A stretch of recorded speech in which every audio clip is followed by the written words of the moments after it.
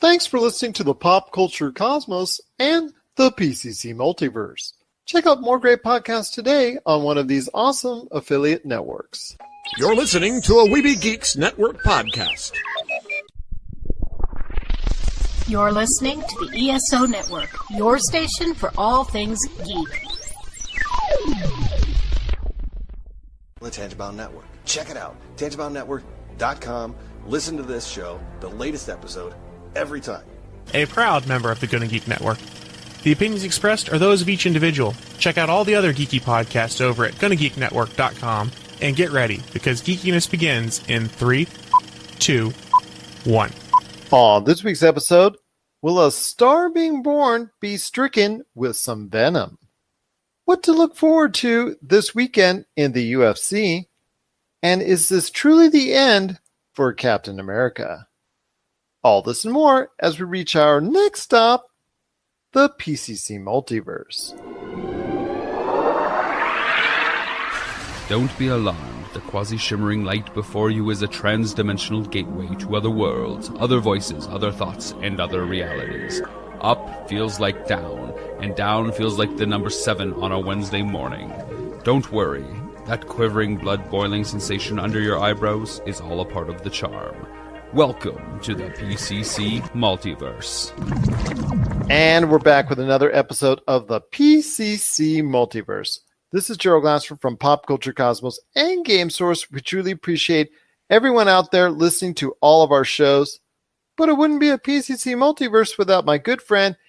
He is the biggest fan for the Golden Girls. You got to check out everything that's going on with Humanica Media today at humanicamedia.com, Humanica Media on Facebook, YouTube, Instagram, Twitter, and so much more. It is the man with the plan when it comes to Humanica Media. It is Josh Peterson. Golden Girls are back and always with you, my friend. I know. It's just a great t-shirt. You know, they were ahead of their time. They really were. And people just don't appreciate it these days. I'm sure their production company still gets residuals at some point in time from somewhere, from someplace. But it is going to be another great episode of the PCC Multiverse. We've got on tap for you today, AJ Autullo from That Sports Card Show and the Ohio Combat Sports Academy. He is stopping by to talk about this weekend's big fight in the UFC. Khabib, and no, don't even ask me to say his last name because pretty much no one else is. It is just so long and just so hard to pronounce. He faces off against Conor McGregor. That's going to be a big-time matchup this weekend for the lightweight championship for USC. AJ is going to break down the fight and tell us what to look forward to. Should Conor be the favorite? Should Khabib the eagle? Who has the advantage on the ground? What kind of strategies should they employ in the fight? And also, who does he think will come out on top? And when? Is it going to be by knockout? Is it going to be by decision? He's going to share that information and more on today's episode. Plus, we've also got Tyler Baker from the Fantasy Football Paydirt Podcast. He's going to preview Week 5 in the NFL.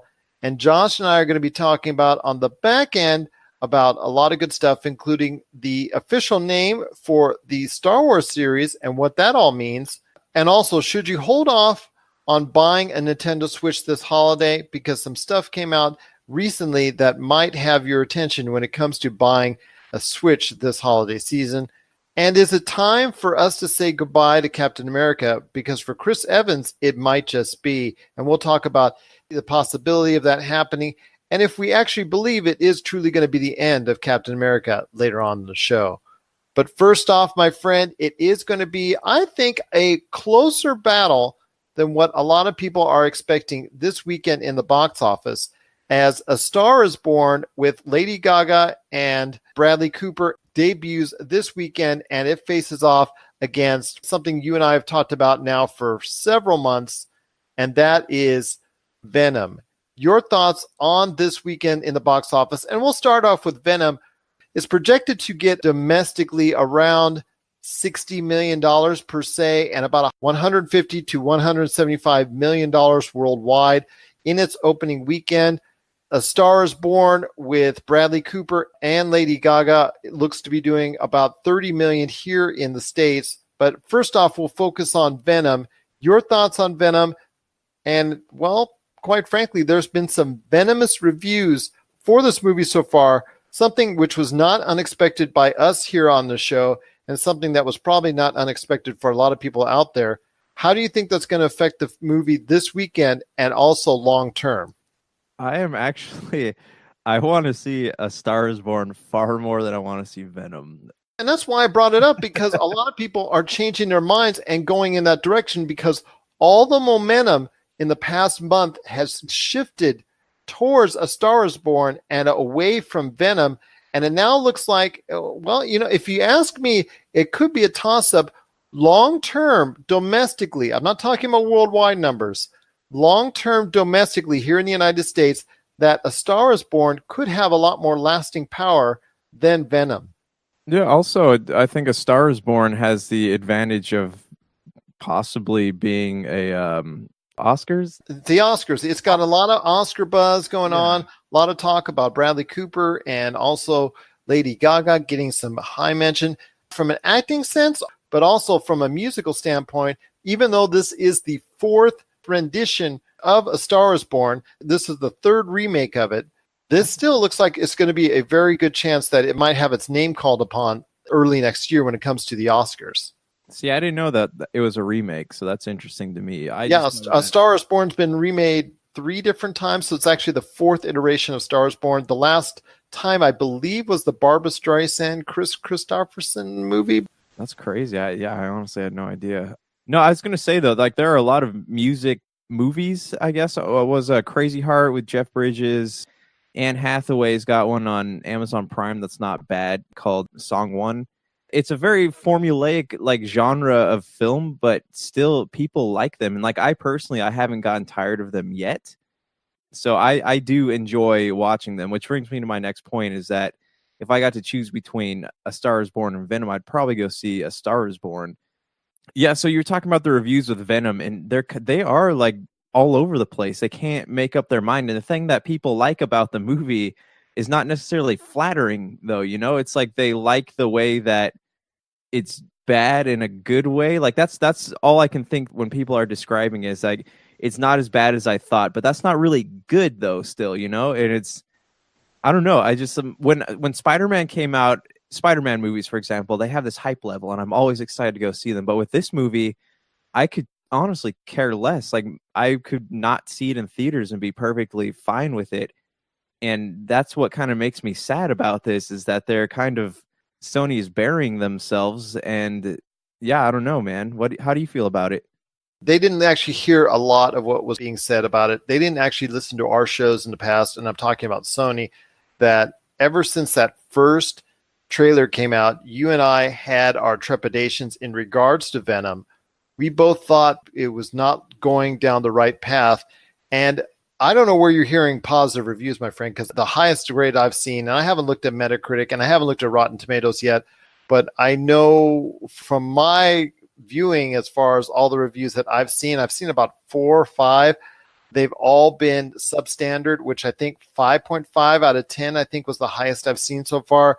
Well, the good reviews that I'm reading, they're not good reviews, though. They're good. They're like outlining the stuff about the movie that they thought were going to be horrible, but weren't as bad as they thought, but still not good. So they're not like positive reviews. They're just positive in a non-negative kind of positive way, I guess, if that makes sense. I'm taking 3 things from it myself. First off, they think the only thing that's of redeeming value is the symbiotic relationship between Tom Hardy and Venom himself.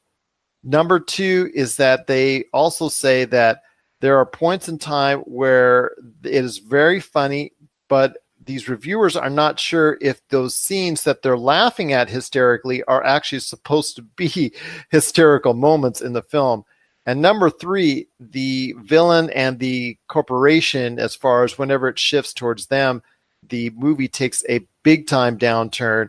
And I've seen that across the board, that's actually one of the greatest weaknesses in the movie is in regards to that. And actually, number 4, they say the actual romance between Michelle Williams and Tom Hardy, that has 0 chemistry and really falls flat on the screen. That doesn't surprise me. They didn't really highlight that much in the trailers. It was more just action sequences. And just watching with horrified eyes as the symbiote takes over the people inside the glass boxes or whatever. I don't know. Like I wanted to say originally that they did it. Right now they're doing like a decent job of marketing it, even though it's not getting great reviews, because I've been reading these things where Tom Hardy's going to movie theaters and talking with fans. And from what I understand, he's like one of the only good things about that movie. And even like that, people are still upset that such a high caliber actor stoops so low to be in something like this. Well, his son is a big fan of Venom, and that was the primary motivation in him taking upon the role of Venom. But I told you from the get-go that when he was in reporter mode, that seemed totally out of place as far as his accent in San Francisco. It just seemed all out of place as what was going on in the context of that. I know a lot of people give a lot of slack to the previous iteration of Venom on screen, but be that as it may, I kind of liked the way it was generated on screen, with the on-screen jealousy towards Peter Parker generating into something more when it came to Venom, and how it intertwined with all the things with J. Jonah Jameson and all that. I just kind of liked how that materialized and how Venom incorporated himself into that jealousy that was there. I don't see any of that, and this just seems to be like a standard formulaic villainy as far as the corporation building something or creating something or discovering something and trying to incorporate it into human testing. And of course, it only works with Tom Hardy and Tom Hardy's character, and it just doesn't seem to work out. It makes me upset that they didn't incorporate at all Spider-Man or the Marvel Cinematic Universe at all and are trying to keep it separate. I think that was also a big mistake. That's going to lead to lower numbers overall long-term for the movie. And I think after a decent opening weekend, I think it's going to fall flat very soon. No, I agree. And it's, you watch the trailers and you read the reviews, and it kind of feels to me like the story and the larger, trying to connect it to Spider-Man was an afterthought in this movie. That it seems like they're more concerned with like the action sequences and the set pieces and the explosions and the fighting and the sheer madness of it all, instead of trying to create a coherent story that has depth and emotion to it, which is possible, as we've seen with the MCU. Sony missed the marker, it seems. It looks like it, and their reluctance to incorporate Venom at all into the Marvel Cinematic Universe, or even really combine it with the Spider-Man and have Spider-Man involved in some form or fashion, kind of takes away from it as well. And it just seems like after a little while, it's going to be a movie that really no one will care about, and not only will damage Venom long-term with all the bad and tepid reviews that it's gotten already, it's also going to hurt any of these other Sinister Six movies that they've talked about, or Kraven the Hunter, Silver Sable, or any of these other side stories that they wanted to go ahead and say in the Spider-Man universe that they're probably not going to be able to tell unless they actually appear on screen in a Spider-Man movie. Yeah. Honestly, I would not want to see a Sinister Six movie without Spider-Man, because that's what makes the story great. It's the first time in the comic books he seemed completely overwhelmed, and that's kind of what gives that story its oomph. But I'm not a huge fan. I'd never liked the idea of Sony spinning off its own Spider-Man universes minus Spider-Man. That's it. All it is, it's a cash grab. They want money. They want to try to do what everyone else is doing, and they're just not good at it. Because from the interviews I saw with Amy Pascal and Kevin Feige, like, he's not too thrilled about it. He seems to me like he would rather it not happen. I don't blame him a bit. After seeing the results of Venom and how I think long-term it's really not going to be that successful, I think it will do okay overseas for a little while, but I think it will die. I think it will die a quick death once the other holiday movies come out, which is going to be very disappointing for those that are big fans of Venom, big fans of Spider-Man, and hoping for some type of universe that's central to Spider-Man and the characters that support him. So unfortunately, that's not going to be the case this time around. One thing I did want to ask you is that I said in the beginning that I thought that over the long haul, not first weekend wise, but over the long haul, I think A Star is Born domestically will eventually outpace Venom. A Star is Born looking like it's getting a lot of, like you said, Oscar rub, Oscar attention. maybe for the acting, but definitely for the music. It's something that obviously a lot of people are actually looking forward to. It's actually projecting out to be a $30 million plus weekend for A Star Is Born. Your thoughts on A Star Is Born? And do you think eventually long term that it will surpass Venom, giving it the ultimate haha and the ultimate, humiliation for Sony's Venom character? I think the weekend will predict that. Like I said, these movies are all very formulaic, but the formula is good. So if people keep going to, if word of mouth is good and people go to see it and people like it, it's got a pretty powerful cast, Lady Gaga and Bradley Cooper. So if people are liking it and it's one of those movies like The Foreigner, like that was one of those movies that like it didn't do very well each weekend, but over the weekends, like it made more and more money and eventually became something that was successful. So I think maybe that's what we're going to see with A Star Is Born. I think it'll have a better hold in its second weekend. And by the time you see maybe 4 or 5 weeks down the line, you will start to see Venom really drop off, and you'll see A Star Is Born finally gain back that difference from that first weekend back as far as long haul. It's also the type of movie a lot of people will see during the week. So let's not forget that as well. And I think that will lead to not only a domestic haul that will surpass Venom, but also a lot of surprising results as well for anyone that's a supporter of the film. But now I'm really leaning on the side, eventually long term, the prospects for A Star Is Born is looking a lot better at this point in time than for Venom.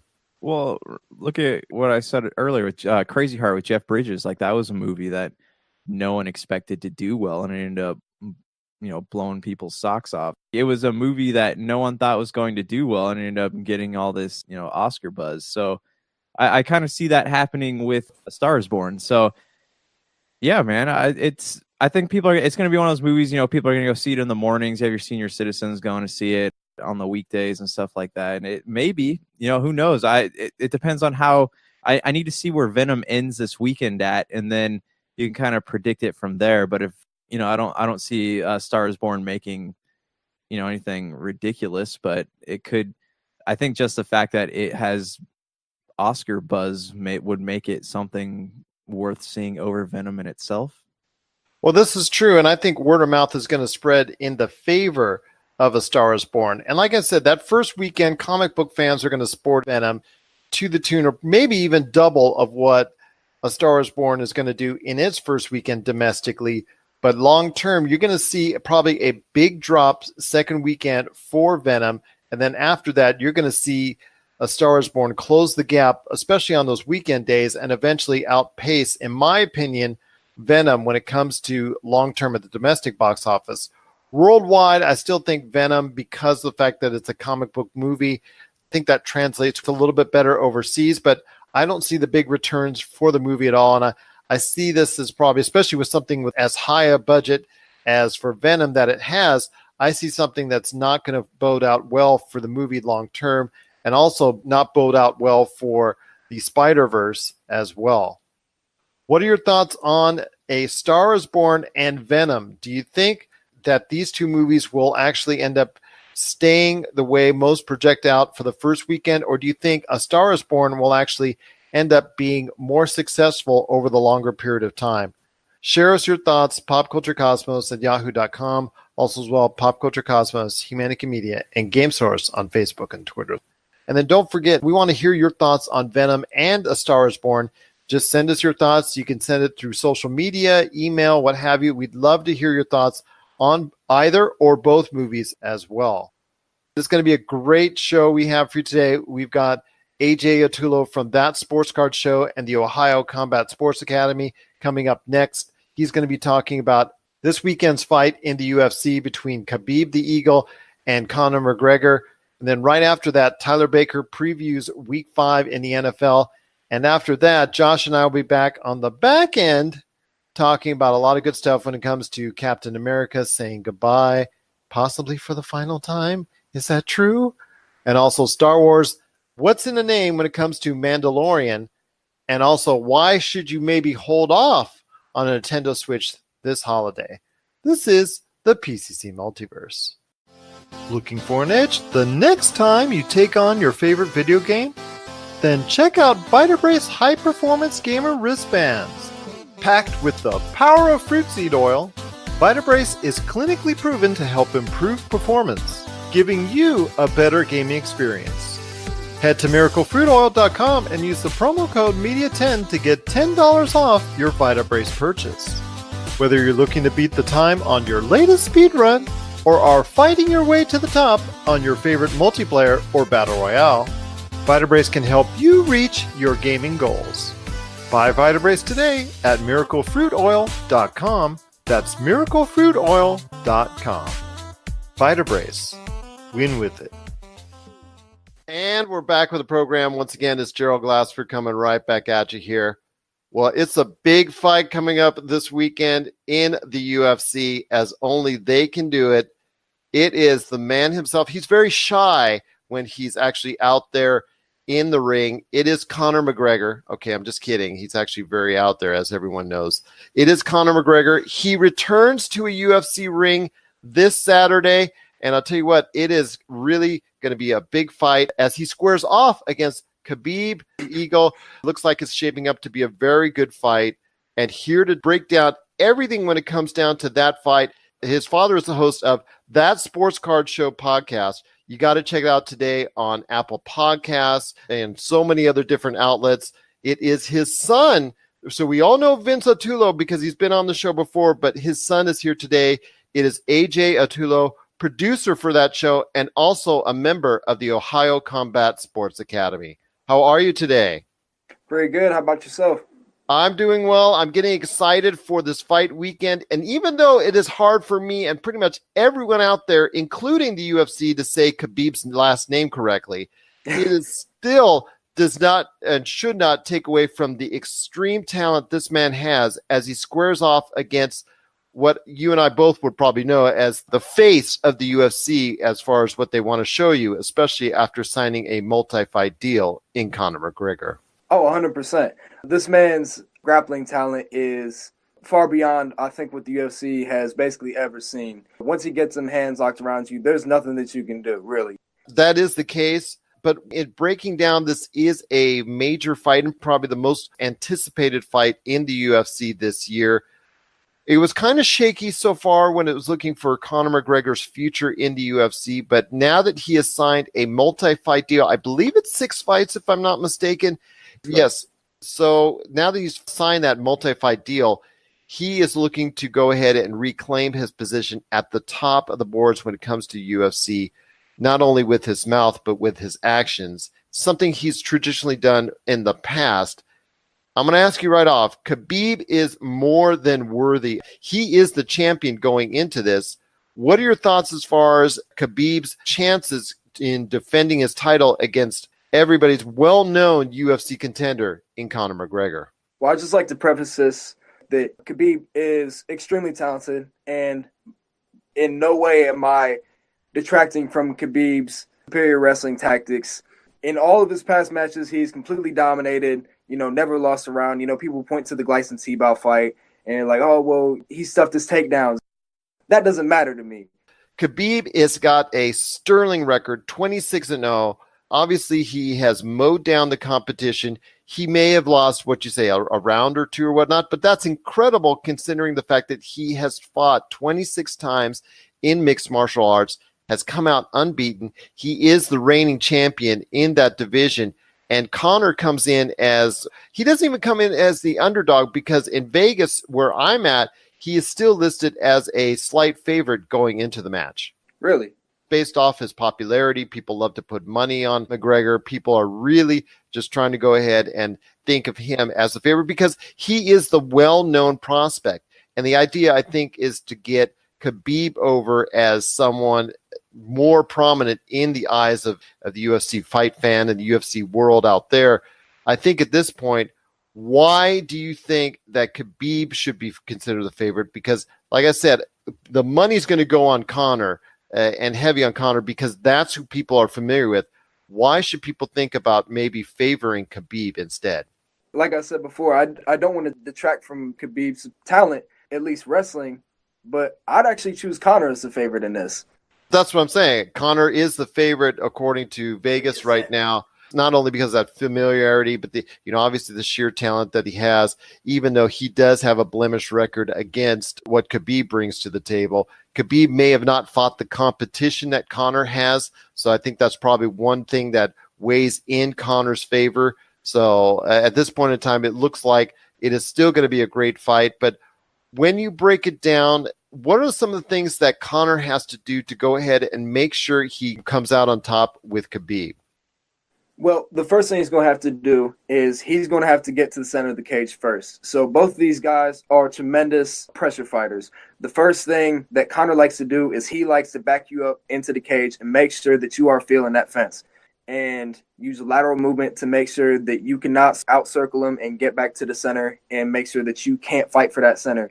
He is super comfortable in the center of the octagon to make sure that he's got room to move, move back just in case somebody throws something heavy. He likes movement. So he tends to stay in the center of the octagon, and the rounds that he tends to lose, i.e. Nate Diaz, are the rounds that his back is up against the fence. So the first battle is to see who can get to the center of the octagon, because Khabib, he tends to want to be, in the center too, but the way he closes distance is very different.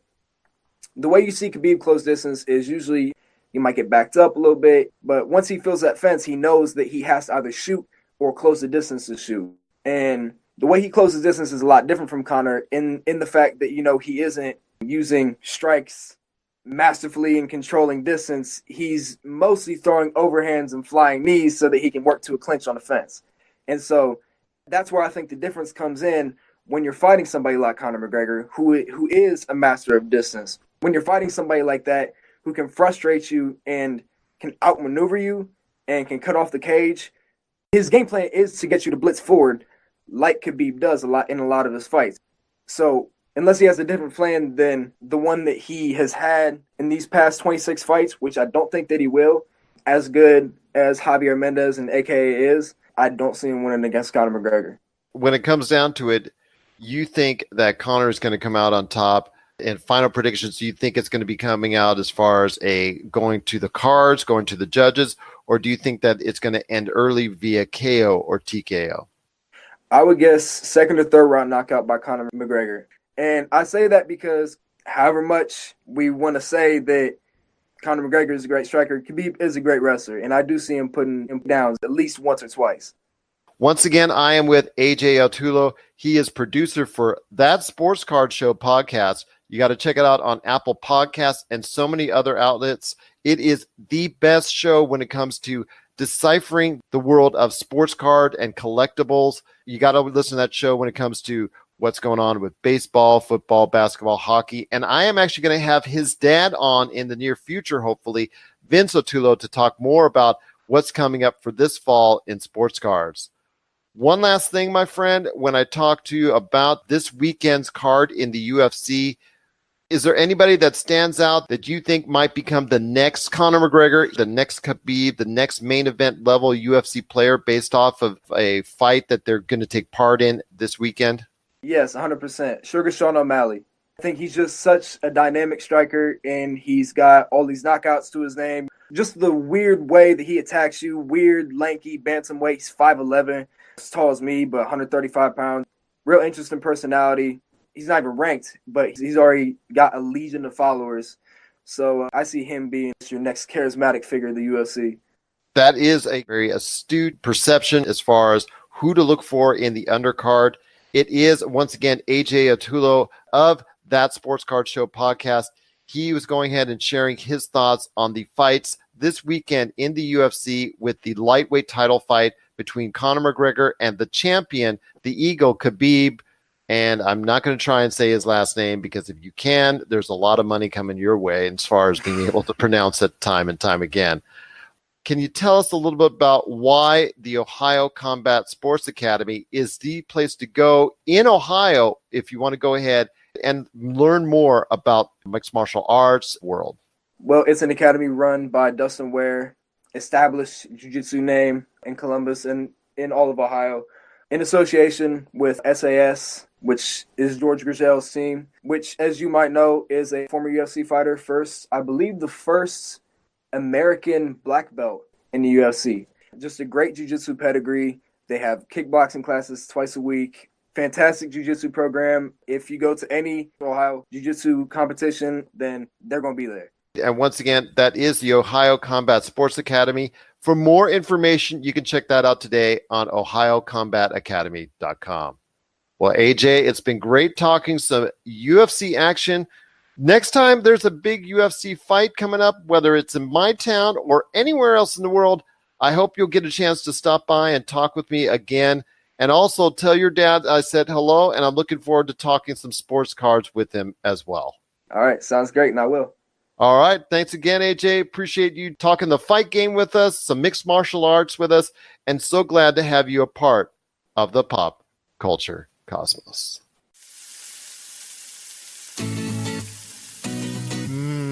Nothing's better when grilling your favorite meal than adding some delicious Wheelie Q rubs, seasonings, and gluten-free barbecue sauce. Made with the finest ingredients, Wheelie Q products pack a ton of flavor to your meals, whether it's ribs, chicken, steak, hamburgers, fries, or vegetables. To get your hands on some of these tasty Wheelie Q items, head on over to www.wheelieq.com, and a portion of all profits made will go into finding a cure for spinal muscular atrophy. PCC Multiverse listeners, act now and get 15% off your order today just by entering the promo code POD2. That's POD and the number 2 at checkout. For the tastiest food on the grill, nothing's better than Wheelie Q items today at wheelieq.com.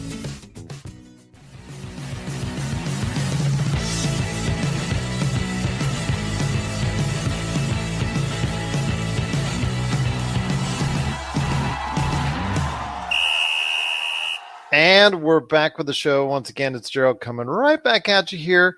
And it is going to be another great weekend in the NFL. Week 5, if you're keeping track. And who better to break down for fantasy football owners out there everything that's going on in the NFL than my good friend. He is the guru of fantasy football for the Fantasy Football Paydirt Podcast.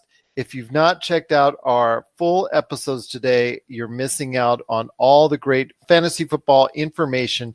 You can find it every week on the Pop Culture Cosmos channel on Podbean, Spotify, Apple Podcasts, and so many other different podcast outlets. It is my good friend, and I won't do the guru again. Only one a week. Only one. I'm trying to limit myself to one guru a week. It is Tyler Baker. What's going on, man? Well, it's the first time I've ever been called a guru. Something like that. Before we start off, my friend, I do want to thank again Chris Sardieri of Inside Sports. He was on our most recent Fantasy Football Paydirt podcast. It's about 45 minutes long of nothing but great conversation. If you've not caught it today, I highly recommend it. Like I said, on our Pop Culture Cosmos channel, it's a lot of great stuff, a lot of great back and forth on what's going on in the NFL. Hope to get him on again real soon. He is just very happy about the New England running back situation now that he got to pick up Sonny Michel. Yes, I did too in a league, actually in a couple leagues. I have him on my Dynasty League, and I'm super excited about that. Yeah, it was great having Chris on. Chris is a really smart guy, really knows the game of football, and it was really fun talking with him. Yes, it was. And we're looking forward to more conversations with him down the road. But it is week 5 coming up in the NFL. A lot of good matchups I want to talk to you about. But the first thing I want to throw at you is kind of like a curveball because it's a team we've actually – I'm not going to beat around the bush, my friend. We've ignored them. We've virtually ignored them. Only a couple mentions over the first few weeks, and I apologize to everybody in the Ohio area that are big fans of the Cincinnati Bengals because they are deserving of attention. They do have a lot of fantasy football prospects, people that you should put on your team, players that you should have starting. What do you need to look forward to when you're looking at Cincinnati as far as from a fantasy football perspective? Are there any other players out there that you want to make sure that you focus on them as being part of your fantasy football team? Yeah, the Bengals are playing well this year. They are 3-1. That's a pretty good record. The AFC North is pretty competitive this year. Andy Dalton has been playing really well. Remember last year, they came into the season and had some really big offensive line problems. It seems like they've worked on it in the offseason. The line is giving Andy Dalton time. Unfortunately, Tyler Eifert is out for the year. He had an absolute gruesome break on his ankle. Tyler Croft and CJ Uzmanzada are like the next tight ends up. But I think the biggest beneficiary is going to be Tyler Boyd. Tyler Boyd has shown that Andy Dalton trusts him. And while Boyd is not the most athletic, physically gifted receiver, he just plays really smart. He puts himself in good positions. He has a good rapport with Andy Dalton. And while AJ Green is going to take a lot of attention from the defensive backs, I think you're going to see Tyler Boyd work the middle of the field more. So that passing offense is very potent. Now, Joe Mixon has been out for a couple of weeks. He is going to come back this week. And it looks like that Giovanni Bernard, he hasn't been practicing this week. So I would expect that Joe Mixon is going to come back this week and step into a full workload. So you think Joe Mixon is going to be the key down the road for the next few games until Giovanni Bernard comes back, where it goes into kind of like a split backfield situation again, even though Joe Mixon would normally be getting the majority or the bulk of the carries? I think Joe Mixon moving forward is going to be the guy there. Giovanni Bernard will have a role, but Mixon is just a better runner, especially between the tackles. He's runs with more power. He can do all the things that Gio can do, just bigger, better, faster, in my opinion. Once again, those are some pointed words from our good friend Tyler Baker at the Fantasy Football Paydirt Podcast. You got to check out our full episodes today on Podbean, Apple Podcasts, Spotify, and so many other podcast outlets. Another great game I was talking to you about just before we went on the air was going to be in Philadelphia between two teams that are very good still, but I don't think they're as really dominant as they were this time last year from both a record-wise, playing-wise, and fantasy football-wise, stat-wise perspective. So tell me a little bit more about your thoughts on Minnesota and Philadelphia. Fast forward to a year later, what is it now like for the situations for both Minnesota and Philadelphia? Well, with Philadelphia, they're still developing. Remember, they started the season without two of their biggest weapons, Carson Wentz, Alshon Jeffrey. They're back now.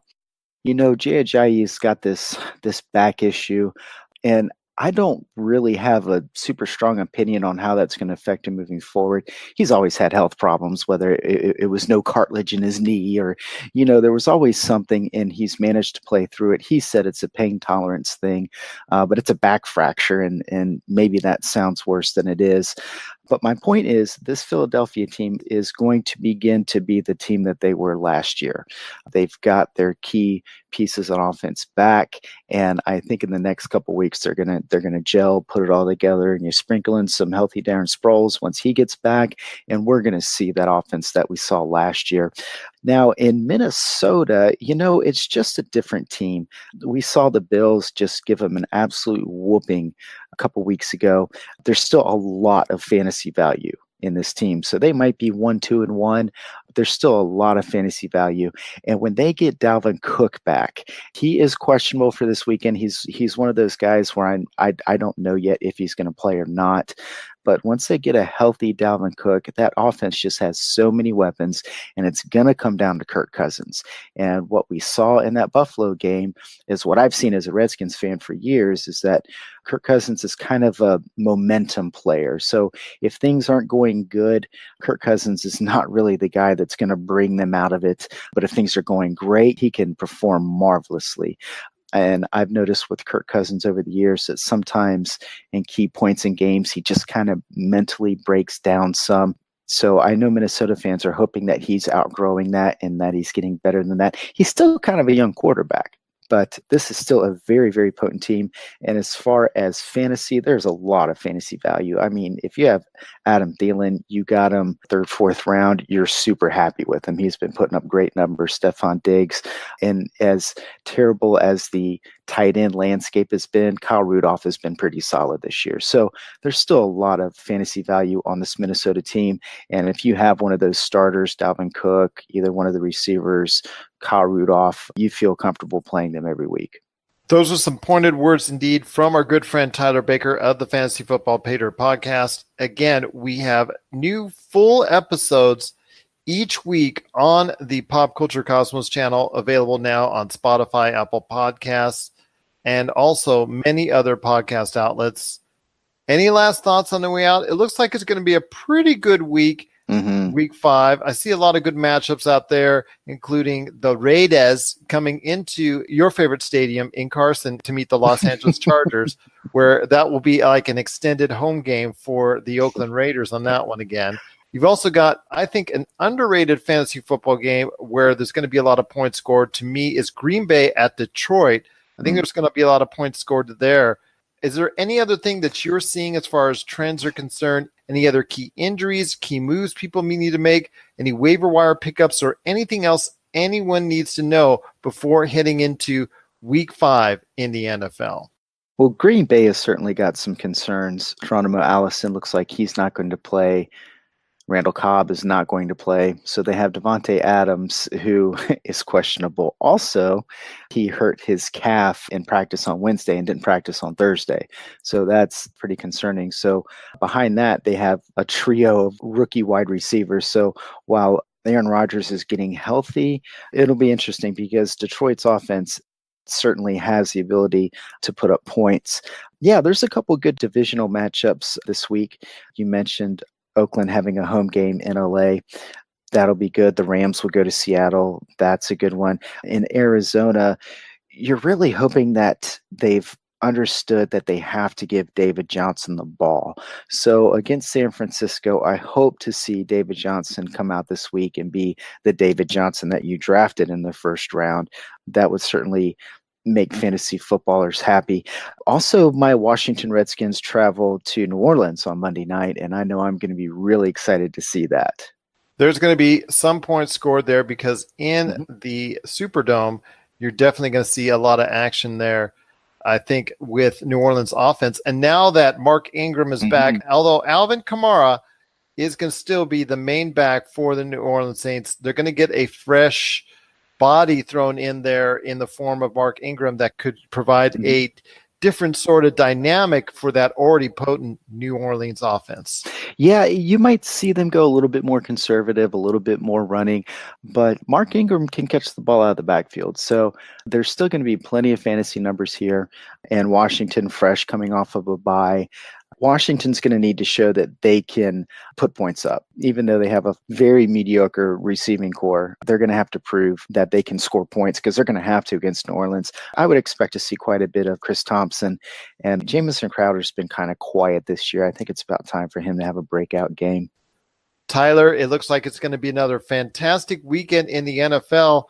Can't wait to experience it. Can't wait to watch all the games. Yeah. Just so glad, again, to hear your knowledge. And if anyone has any questions out there for their league, for their team, if they need to do a trade, if they're thinking about doing a waiver wire pickup, where do they need to go and who do they need to talk to when it comes to fantasy football? You can go to Facebook, go to the search bar and type in Fantasy Football Paydirt Podcast, and you will see our group.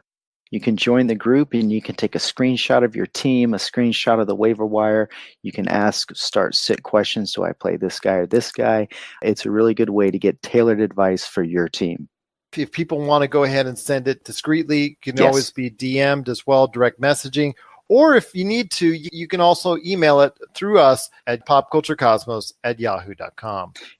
I get a lot of direct messages because some of the people in the group are playing against other people in the group, and so they want to kind of keep it quiet. So you don't have to post it on the feed there. You can always just send a message. Well, I'm hiding all my transactions from you because I am playing you in one of the groups that is out there. So definitely trying to keep that on the down low for that one. But my other one, hey, actually undefeated so far. So we'll have to wait and see. Hey, right on. Hey, I might know something after all. Just something, not too much. You keep good company. There you go. There you go. My friend, it's always great to have you on the show, part of the Fantasy Football Paydirt Podcast. And of course, right here on the PCC Multiverse.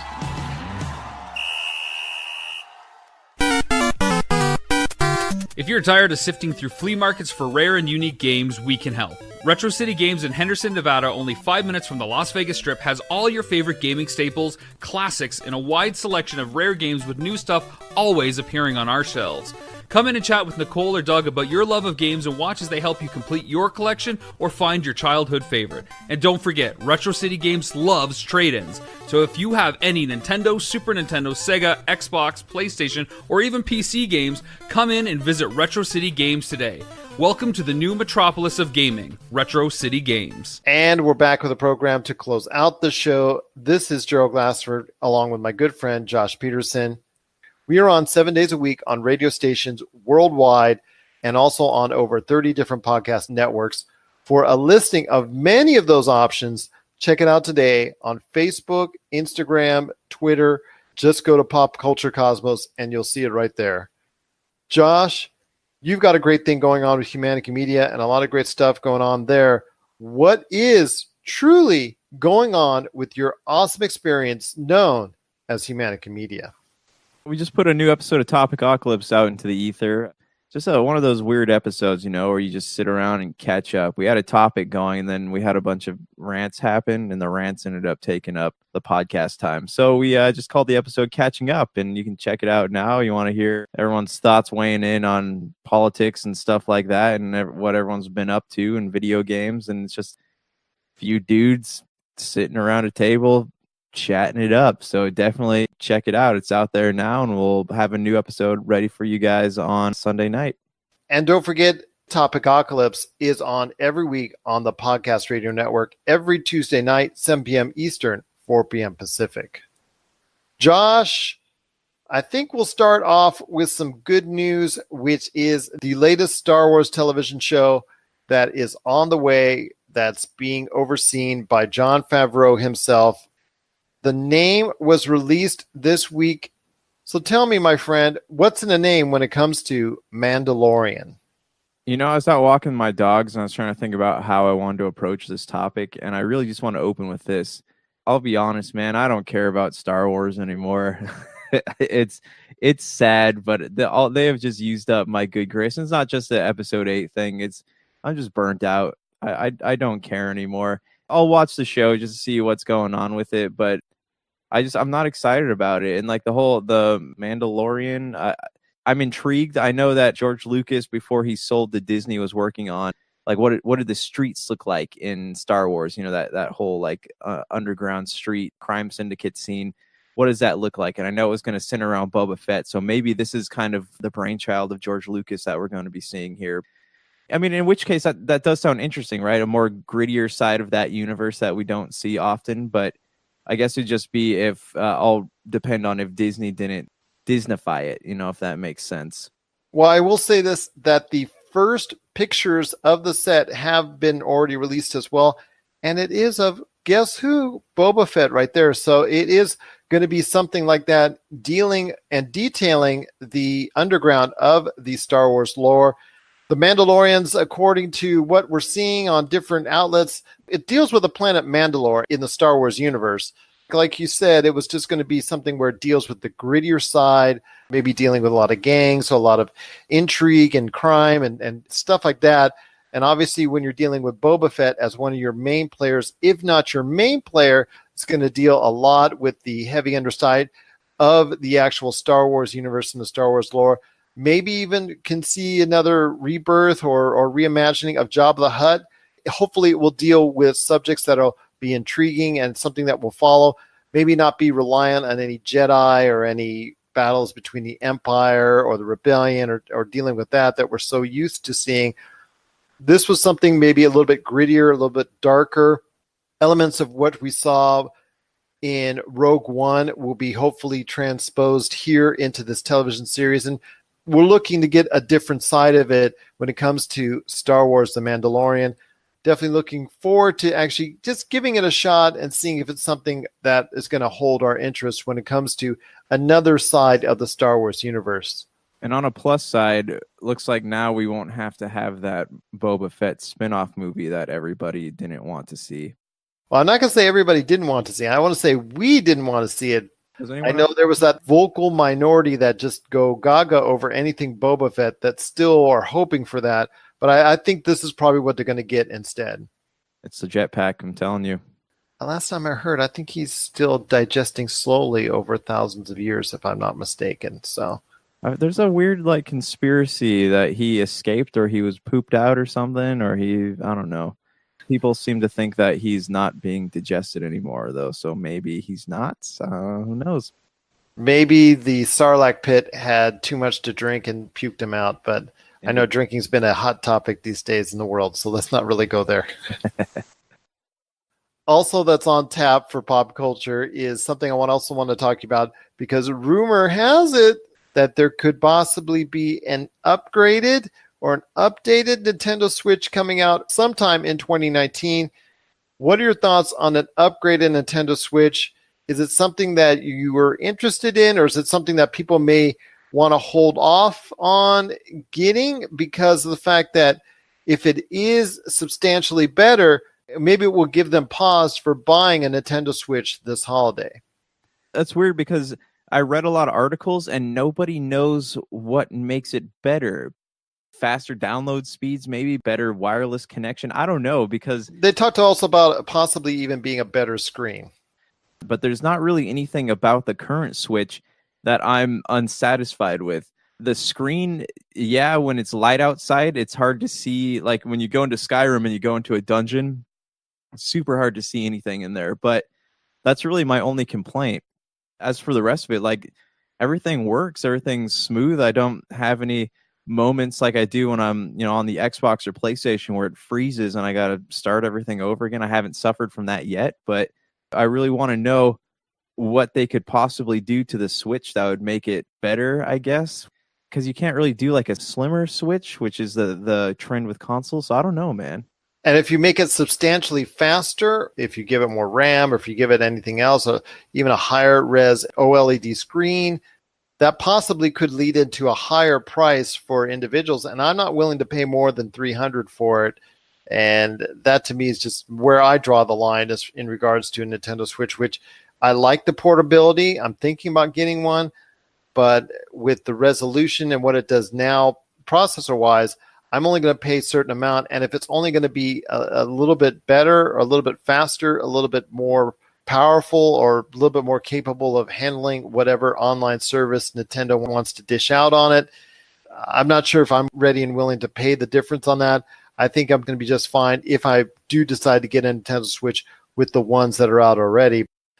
Well, here's what I've been telling people too. Like everyone thinks that it's going to get a price drop. I don't see it getting a price drop anytime soon, but you can get a refurbished one now. I want to say for like $240 or something from, I think it was GameStop I was looking at, but I would tell them to go get a refurbished one instead of buying whatever this new and improved Switch is, just because, like I said, I don't have any issues with the Switch as of right now, and I'd have to know more about what it is. Does it come with games on the hard drive? Are they selling us like a classic type bundle? Like, how is this going to work? And as for like the imminent release of the Xbox and the PlayStation, whatever their next iterations are, the Switch is a Switch, man. It's kind of a whole other animal here because of the portability of it, and that's what makes it so great is that they can literally like do no wrong in the eyes of the fans right now, with the exception of making games that can't quite be processed by the Switch, I guess, and you're stuck with lag and all that stuff. But right now they're kind of ahead of the game. So whatever it is they have to offer, I'm curious about it, but I'm not going to tell people not to buy the other one if it's cheaper, I guess. I cannot agree with you more on that. And it looks like that even though there is another one in the distance when it comes to a revamped unit for the Nintendo Switch, I still think it's probably in your best interest now to go and look for deals right now on a Nintendo Switch or for this holiday season. What are your thoughts on both the Nintendo Switch possibly getting a new model for 2019 and also as well Star Wars, the new series called The Mandalorian, based off the gritty underworld on the planet of Mandalore? Share us your thoughts, popculturecosmos@yahoo.com. Also as well, Pop Culture Cosmos, Humanica Media, and Game Source on Facebook and Twitter as well. Well, Josh, I want to end this show on a kind of a bummer note for us, man. With Avengers 4 coming up, Chris Evans recently tweeted out that he is done, because he thought he was done before with any reshoots for Avengers 4. He said officially he's done for all the reshoots for Avengers 4 and anything else that they needed for it. And has said in the past, and was kind of alluding to it in this latest tweet, that this will most likely be it for him in this character as far as Captain America is concerned. How sad is it for you when you heard those words and the likelihood of Captain America, Chris Evans' version, mind you, not being an integral part of the MCU going forward after Avengers 4?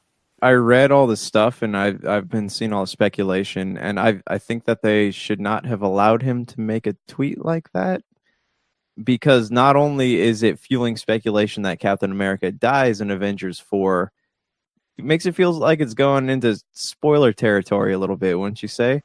Well, he's had this conversation before. I remember that famous interview he did with Good Morning America, where he had the mustache, didn't have the full beard going on, but he had the mustache going on.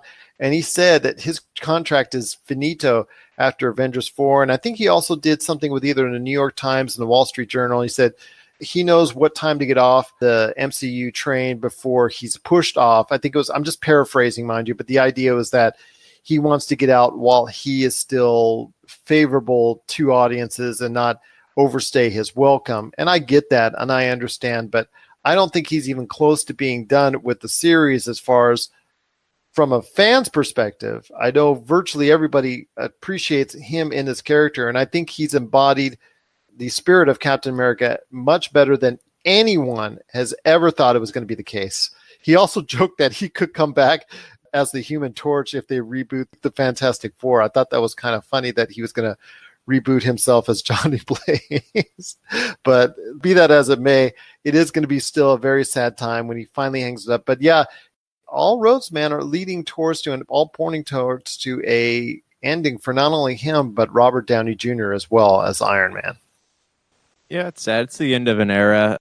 Kevin Feige has specifically stated, though, that the next era of Marvel films is going to be female-centered. So, I just don't see like two powerhouse male actors existing in that fold very well, if that makes sense. I know Doctor Strange will be in there for sure, but you can only show the same characters for so long. It'd be cool to maybe bring them back in some fashion later on, but it is sad. But at the same time, it seemed more like an inevitability than anything else. I was hoping for something like a Nick Fury type role, because I love Nick Fury in his role being that overarching mentor throughout the entire series, to be like that conscious that shows up at the right time to bounce off of. And I was hoping that Chris Evans' Captain America character, Steve Rogers' character, would actually evolve into something like that long term. As he grows older, he would actually still be relied upon as that source of knowledge and experience. And maybe you could still have Sebastian Stan be the everyday Captain America, or Anthony Mackie get into the role of Captain America, because their characters in the comic books have played that role, either Winter Soldier or Falcon playing that role of Captain America. I understand Winter Soldier played it first and then Falcon after that, but at this point in time, we're not sure what the long-term goal is. Kevin Feige has pulled the trigger on deviating things from the comic books that he thinks makes more sense for the Marvel Cinematic Universe. So I just think at this point in time, it's really not enthusiastic as much as I hope to, as much as I'm excited to see Avengers 4. I'm still sad thinking that this will probably be the last turn for Iron Man and Captain America. Yeah, oh, for sure. It is sad, man, because we kind of, in a way, grew up with these characters. Or, I was in high school, I want to say, when the first Iron Man came out. So yeah, it's definitely a sad goodbye, just in the same way that like one graduates high school and goes on to college. It's just new things are around the bend. Maybe they're better, who knows? But you always look back on these previous Marvel films with fondness. It's and then when nostalgia kicks in, you just go back and watch them again. I guess so, man. I guess so. What are your thoughts out there on Captain America and Chris Evans departing from the Marvel Cinematic Universe, if it should come to pass? Share us your thoughts. popculturecosmos@yahoo.com, plus also as well Pop Culture Cosmos, Humanica Media, and Game Source on Facebook, Twitter, and Instagram as well. And speaking of Game Source, coming up soon, we will have episodes Jamie Monroy and his crew have already started recording episodes of the Game Source podcast. Going to see if we can actually start putting those out there in the next few days. So look forward to that, and look forward to more great things from the Pop Culture Cosmos universe as well. So for Josh Peterson, this is Gerald Glassford. It's another beautiful day in paradise right here in the PCC Multiverse. We thank you for listening. And here's hoping you have yourself a great day.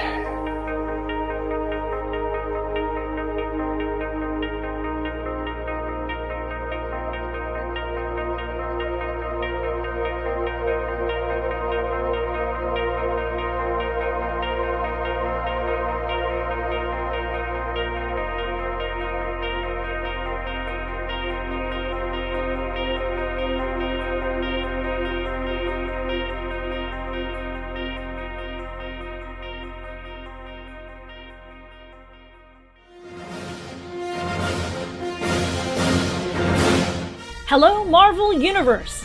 The Earth Station MCU podcast is your home for all things related to the Marvel Cinematic Universe.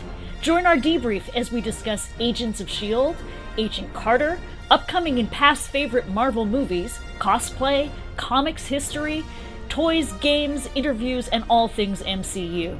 Whether you're a hero or a villain, a new viewer, or have been reading comics since you were a kid, there's something for you on Earth Station MCU.